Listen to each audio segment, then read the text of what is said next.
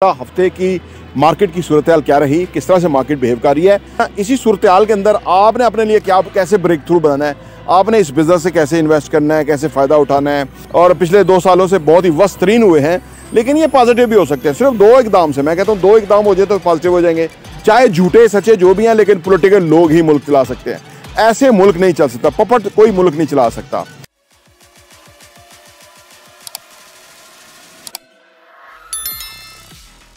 बिस्मिल्लाहिर्रहमानिर्रहीम, अस्सलाम वालेकुम रहमतुल्लाहि व बरकातुहू। मेरा नाम अहमद अकील है, आप देख रहे हैं प्रॉपर्टी यूनिटी टीवी। गुज़श्ता हफ्ते की मार्केट की सूरत हाल क्या रही, किस तरह से मार्केट बिहेव कर रही है और आने वाले टाइम में क्या होने जा रहा है। देखिए, पाकिस्तान में जो रियल एस्टेट का जो सेक्टर है ना, ये बदकिस्मती से 75 सालों में सिर्फ 4 दफ़ा ऐसा हुआ था कि बहुत बड़ा बूम आया था कि बहुत ही लोगों ने ख़रीदारी शुरू कर दी, रियल एस्टेट बहुत महंगा हुआ। 4 दफ़ा सो टोटल, बाकी सारा टाइम रियल एस्टेट इसी तरह चलता रहता है। तो इसलिए आप पाकिस्तान में ये समझें कि रियल एस्टेट इसी तरह चलता रहेगा। अब इसी सूरत हाल के अंदर, ठीक है ना, इसी सूरत हाल के अंदर आपने अपने लिए क्या कैसे ब्रेक थ्रू बनाना है, आपने इस बिज़नेस से कैसे इन्वेस्ट करना है, कैसे फ़ायदा उठाना है, कैसे कारोबार करना है, कैसे आगे बढ़ना है, ये आप कर सकते हैं। आप जिस तरह से आपको काम आता है, तरीका आता है, आप उस तरह से कर भी रहे होंगे और कर भी सकते हैं।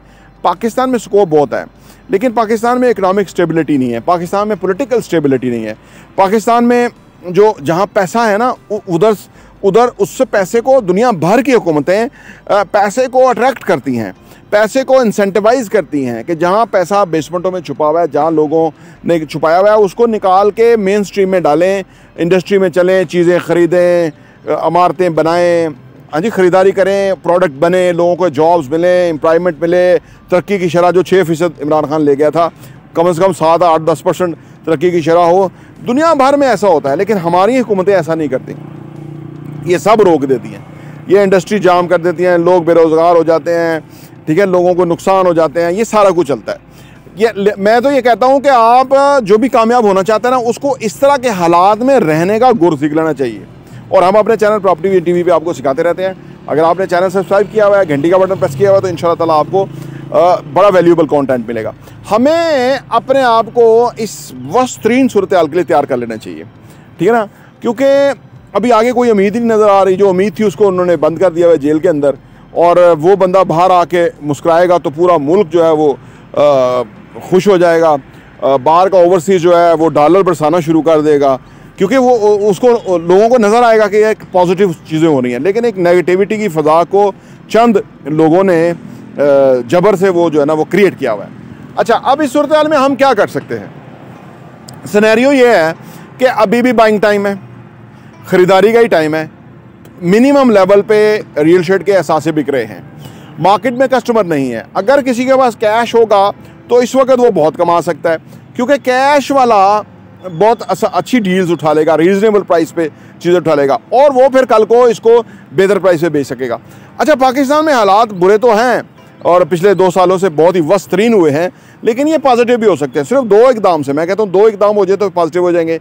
इमरान खान को रिहा कर दें और वो अपने घर जाके बैठ जाए और वहाँ से वीलॉग किया करे और वो लोगों को अपनी बात बताए। लोगों को अब वो ज़ुबानी याद हो गया है, उसमें कुछ भी नहीं बदला, वो पूरा स्क्रिप्ट वैसे का वैसा ही है। चोर ख़ानदान है जी, पाकिस्तान में करप्शन है, पाकिस्तान के अंदर के लोग मीर जाफ़र मीर सादक चलने नहीं देते, वो सारा कहता रहे। अब अवाम समझ गए हुए हैं। अब कुछ और बात कहेगा वो, चलो कुछ कहेगा ना, उसको निकाल लें।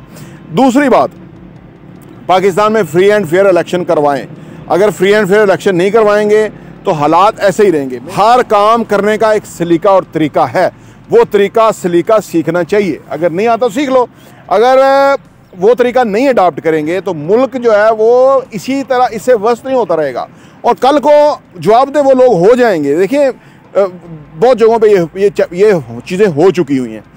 तो हालात को जो सही करने का जो तरीका है वो दानिशमंदी है, वो है कि आप पॉलिटिक्स को इन्वॉल्व करें। पॉलिटिकल जो एक लोग हैं ना, उनको आप काम करने दें। दुनिया में पॉलिटिक्स चलती है, इन्होंने ही हुकूमत करनी होती है, ये लेजिटिमेट हैं हुकूमत करने के लिए। दुनिया के अंदर लोगों ने इनको आगे रखा हुआ है चीज़ें डील करने के लिए। चाहे झूठे सच्चे जो भी हैं, लेकिन पॉलिटिकल लोग ही मुल्क चला सकते हैं। ऐसे मुल्क नहीं चल सकता, पपट कोई मुल्क नहीं चला सकता, उसकी कोई वैल्यू ही नहीं है, लोगों में उसकी है ही नहीं। लोग तो इतने गालियाँ बकते हैं, लोग तो इतनी बदवाएँ दे रहे हैं, लोग तो इतने बुरे जले बने हुए।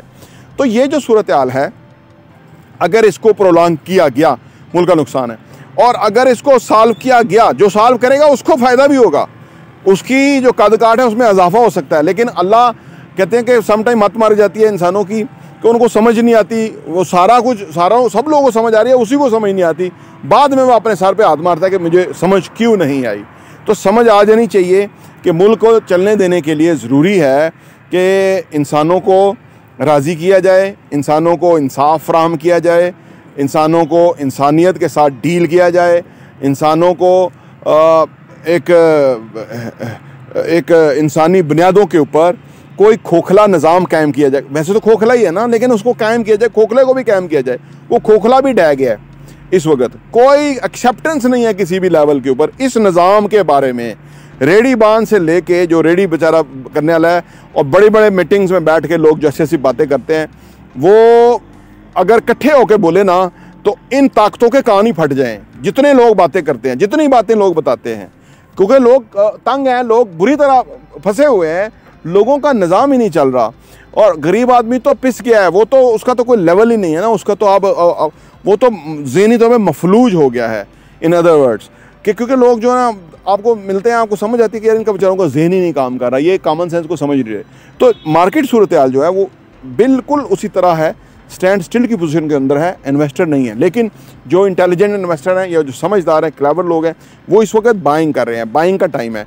और अगर आपके पास देखें, जो 100 रुपये की चीज़ आती थी आज वो 80 रुपये की आ रही है, और ये 100 रुपये की चीज़ जो है ये 120, 130, 150, 200 की हो सकती है। It's a matter of time. मैंने बताया ना कि ये दो काम हो जाए, इमरान खान को छोड़ दें और इलेक्शन करा दें फ्री एंड फेयर, तो लग जाए पता जाए नवाज शरीफ कितने पानी में है और इमरान खान कितने पानी में है। ठीक है ना जी, आवाम को अहमियत दें। जो लोग जो कौमें, जो ममालिक, जो रियासतें अवाम को अहमियत देती हैं, अवाम भी उनको अहमियत देती है। और जो रियासतें अवाम को अहमियत नहीं देती, लोग सद्दाम हुसैन की तरह, मुअम्मर कज़ाफ़ी की तरह उनके पीछे से हट जाते हैं। जब लोग पीछे से हट जाते हैं तो उनकी कोई हैसियत नहीं होती, वो तरले मिन्नतें माफ़ियाँ मांग रहे होते हैं, लेकिन उनको माफ़ी नहीं मिल रही होती, क्योंकि जो इंटरनेशनल ताकतें हैं वो देख रही होती हैं कि कहाँ क्या जो है ना वो ड्रामा क्रिएट करना है और उससे उन्होंने अपने इंटरेस्ट को कैसे वॉच करना है। लेकिन हमारे जो थिंक टैंक्स हैं, खुदारा उनको समझ आए कि मुल्क के हालात कैसे चलेंगे, ताकि लोग कारोबार कर सकें, लोग सांस ले सकें, लोग ज़िंदा रह सकें। ये उनका बुनियादी हक़ है। प्रॉपर्टी टीवी देखने का बहुत बहुत शुक्रिया।